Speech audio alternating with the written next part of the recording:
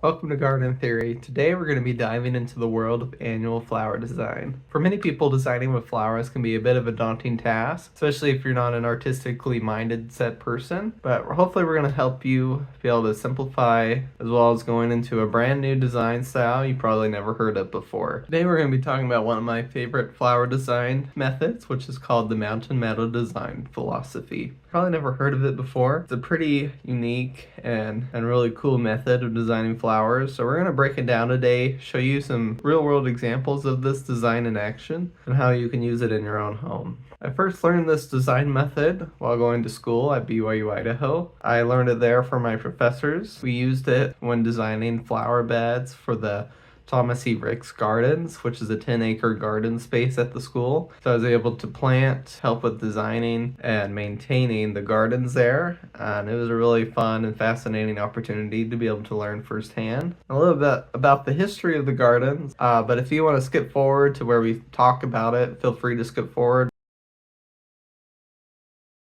So it originally comes from a place called Temple Square, which is in Utah. And this design method was created over time by a man called Peter Lessig. And he used to be the head landscape architect over Temple Square for several decades, starting in, I believe, in the 1970s. And before his time, Temple Square was a very organized, very formal English garden with very strict lines in the beds. Everything was very formal. But he wanted to bring it back to nature. I've been asked to discuss our philosophy for design. We design with the philosophy that the end product, the arrangement of the flowers, that arrangement must call attention to the creator, not the designer.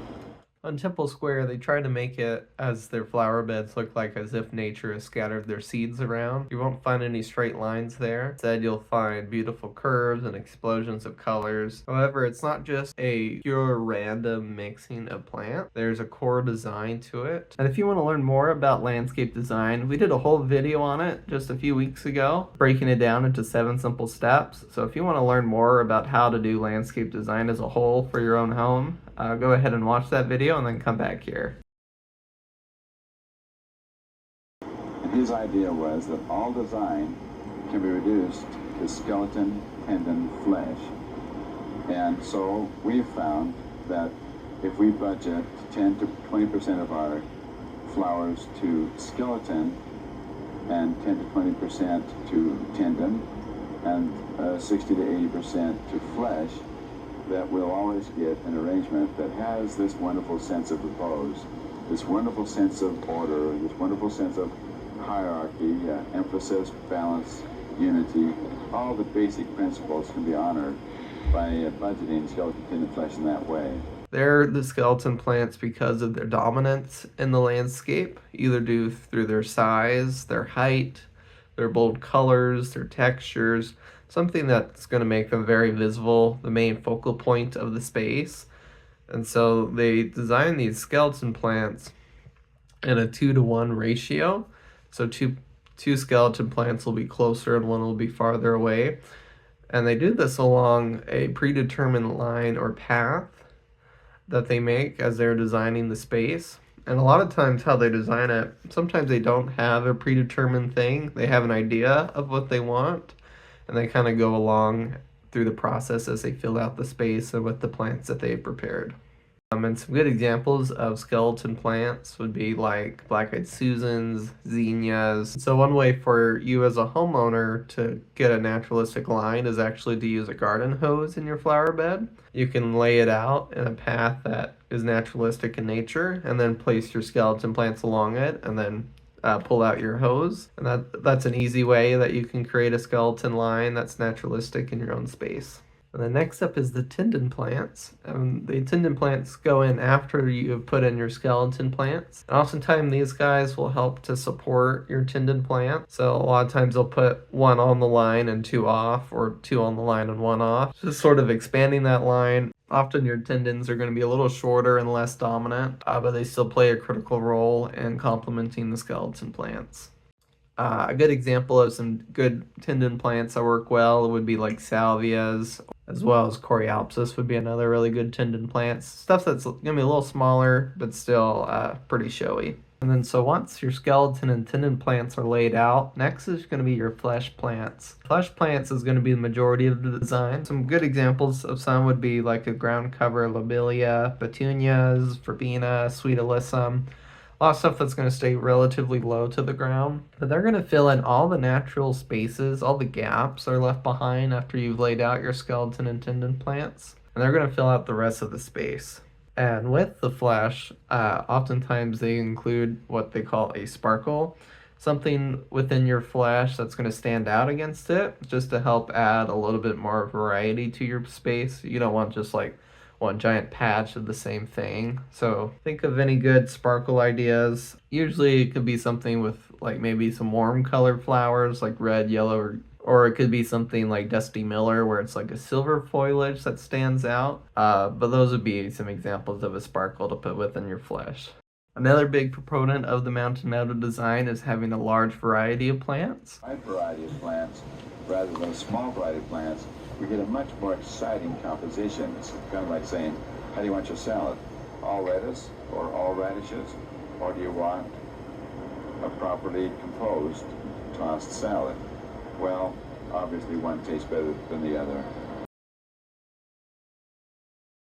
So Temple Square, they try to do between 40 to 60 varieties of flowers per bed, which can sound like a lot, but they have much larger beds than you probably do at your own backyard. So usually I would go for probably 10 varieties if you can. That would probably help to give you a pretty good, well-designed flower bed, I think at the minimum with the Mountain Meadow design. And so how you calculate how many flowers you need is, again, we're going to measure our space like we've talked about before in the landscape design video. But if you have a specific space in mind, go ahead and measure that. And if you have more of an irregular space, just try to measure it the best you can. If you can simplify it by just measuring a rough square or a rectangle, but we're gonna measure that and figure out what our square footage is. So if you have more of a square or rectangular space, just times the length by width, and that gives you your square foot. If you have more of a circle or any other kind of unique shape, you may need to look up the formula online to do that. But once you have your square footage for the Mountain Meadow design,